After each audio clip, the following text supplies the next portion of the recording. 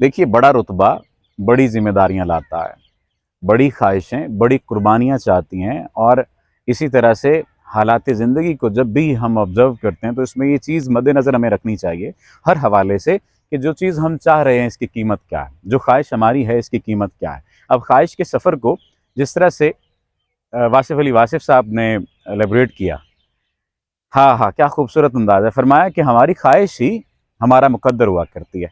अब उन्होंने जिस अंदाज से कहा उसको ज़ाहिर है कि उसी अंदाज में मैं आपके सामने रखता हूँ। फरमाया कि हमारा जो ख्याल है वो ख्याल ख्वाहिश पैदा करता है, ख्वाहिश कहीं ना कहीं हमारे अमल में आती है और अमल कोई नतीजा मुरतब करता है, और जो नतीजा हुआ करता है वही तो मुकद्दर है, वही तो किस्मत है, वही तो डेस्टिनी है।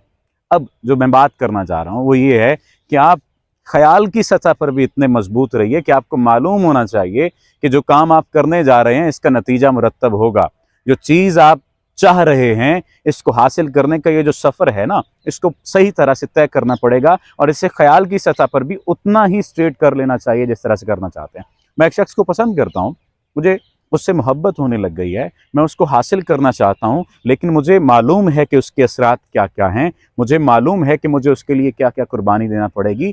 तो दो सूरत हाल यहाँ पर पैदा हो गई। एक तो ये कि मैं उस कुर्बानी को जांच लूँ, ठीक है, मैं उस सूरत हाल को परख लूँ कि क्या इस सूरत हाल का मैं मुकाबला कर सकता हूँ। दूसरी जानिब मैं ये देख लूँ कि क्या ये शख्स पूरी दुनिया पर भारी है। अगर तो पूरी दुनिया पर यह शख्स भारी है तो ठीक है, हासिल करने में मसला नहीं है। अगर दूसरी जानिब मुझे ये लगे कि इतनी सी कुर्बानी देने के बाद इतना बड़ा शख्स हासिल किया जा सकता है या इतना प्यारा शख्स हासिल किया जा सकता है, तो फिर ये कुर्बानी दे लेनी चाहिए। दूसरी जानिब फिर आपको अगर ये लगे कि हाँ कुछ देर में आपका फैसला तब्दील हो सकता है, तो फिर ये देखें कि क्या उस कुर्बानी को वापस लाया जा सकता है, यानी उसके मद्दे मुकाबिल कोई चीज़ देखी जा सकती है।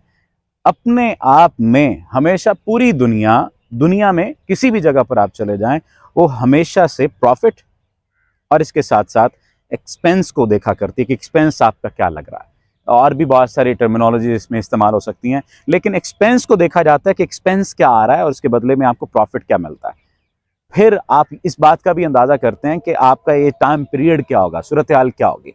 अजान हो रही है, नमाज का भी ज़ाहिर वक्त है। आखिर में बात को कंप्लीट करते हुए मैं जाने पाऊँगा, देखिए दुनिया हर हाल में आपके साथ भी है और आपके मुखालिफ भी है।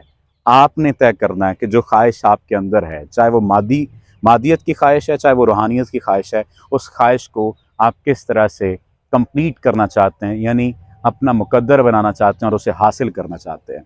रास्ते दोनों मौजूद हैं, आपका साथ देने वाले भी मौजूद हैं, आपके मुखालफत वाले भी मौजूद हैं। आपने ये देखना है कि क़ुव्वत बाजू क्या है आपके पास, आपके अंदर कितनी ताकत है, और जो सामने वाली चीज़ जिसको आप हासिल करना चाहते हैं क्या इतनी अहमियत रखती है कि उसे आप हासिल करें।